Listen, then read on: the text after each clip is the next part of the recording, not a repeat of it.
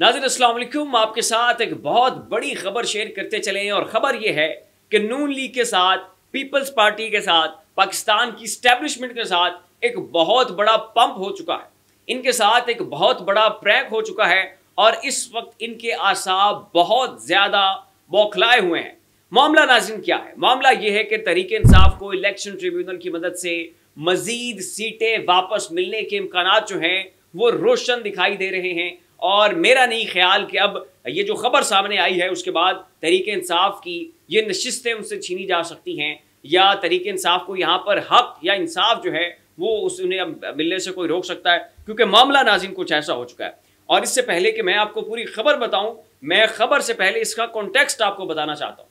नाज़रीन, chief justice Lahore जनाब Lahore high court के मलिक शहजाद साहब, उन्होंने जो है वो इलेक्शन ट्रिब्यूनल बनाए, उसके ऊपर अपनी मर्जी के मेरिट के ऊपर जजेस जो हैं वो तैनात किए और कहा कि फलां जजेस जो हैं वो इलेक्शन ट्रिब्यूनल के सारे मामलात को देखेंगे और इस हवाले से जो भी इलाके की तकसीम होनी थी, अजला का जो है उनको डिवाइड करना था, तकसीम करना था, वो सारे मामला जो हैं वो chief justice of Lahore high court Malik Shahzad साहब ने निपटा के जो है वो सारी चीज़ें क्लियर कर दी। अब इसके खिलाफ जो इलेक्शन कमीशन ने बड़ा रोला डाला, ये इसके खिलाफ सुप्रीम कोर्ट में भी गए, लेकिन वहाँ से फिर जो है यही फैसला आ गया कि जनाब साबिक जजेस आप नहीं लगा सकते हैं, ये वहाँ पे जो है आप लाहौर हाई कोर्ट को इस हवाले से फैसला करने दें।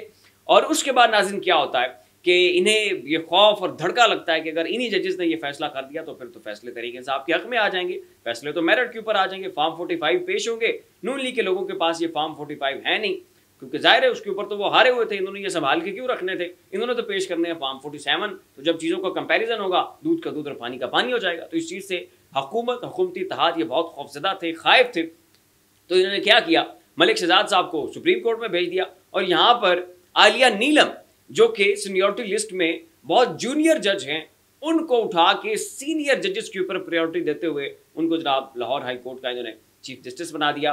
और इस उम्मीद के ऊपर, इस सोच के ऊपर कि आलिया नीलम जो है वो इन इलेक्शन ट्रिब्यूनल के जजेस को बदल देंगी और इनके हक में जो है वो फैसले आना शुरू हो जाएंगे। लेकिन नाज़रीन, जस्टिस आलिया नीलम ने बहुत बड़ा सरप्राइज दे दिया है, एक बहुत बड़ा झटका दे दिया है। और ये अगर कहा जाए कि 400 वोल्ट का झटका इस हुकूमत को मिल चुका है तो ये कहना गलत नहीं होगा। खबर नाज़रीन क्या है, इलेक्शन ट्रिब्यूनल की तश्कील का मामला chief justice Lahore high court justice miss Aliya Neelam डट गई।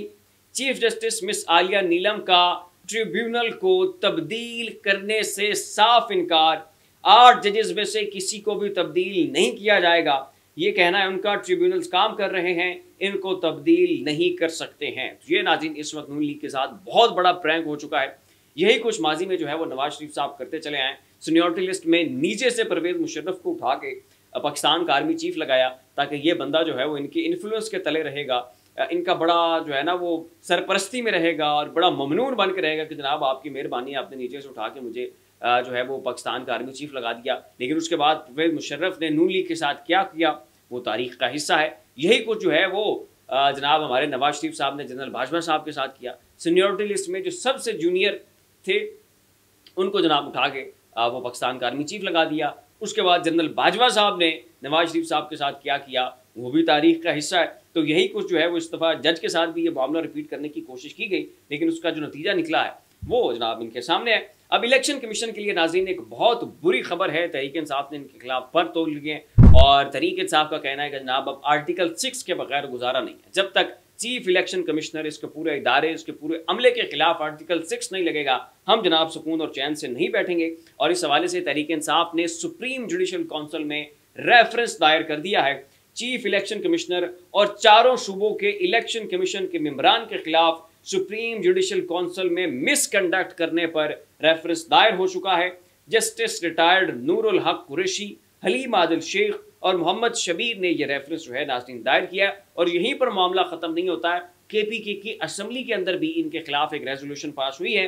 खैबर पख्तूनख्वा असम्बली में इलेक्शन कमिश्नर, एडहाक जजेस, तहरीक इंसाफ पर पाबंदी, मिलिट्री ऑपरेशन के खिलाफ जो है ये एक मुश्तरका तौर पर करारदाद पेश की गई है और चीफ इलेक्शन कमिश्नर और मेंबरान से मुस्ताफ़ी होने का मुतालबा किया है, वरना जनाब सख्त किस्म के नताइज की जो है वो धमकी दी है तहरीक इंसाफ ने और कहा कि जनाब अब आपके साइड लाइन के ऊपर होने का वक्त आ चुका है। और इसमें बिल्कुल तहरीक इंसाफ हक बजानिब है और इस ज़िमन में तहरीक इंसाफ को जो एक और बहुत बड़ा बेनिफिट मिल चुका है वो जनाब सुप्रीम कोर्ट का फैसला है। लार्जर बेंच ने जनाब ये कह दिया है कि और वहाँ पर जजेस के रिमार्क्स थे कि इलेक्शन कमीशन तो जनाब बाकायदा तरीके इंसाफ के खिलाफ एक पार्टी बन चुका था, ये तो बाकायदा तरीके इंसाफ के खिलाफ एक जमात बन चुकी थी इलेक्शन कमीशन, और इन्होंने गलत तशरीह की सुप्रीम कोर्ट के उस फैसले की। तरीके इंसाफ से इलेक्शन का सिंबल छीना, अव्वल तो ये फैसला ही गलत था, इलेक्शन सिंबल ही नहीं छीना जाना चाहिए था। उसके बाद आपने उस फैसले की फिर गलत तशरीह की, फिर तरीके इंसाफ को पाकिस्तान तरीके इंसाफ नजरियाती में जाने से रोका।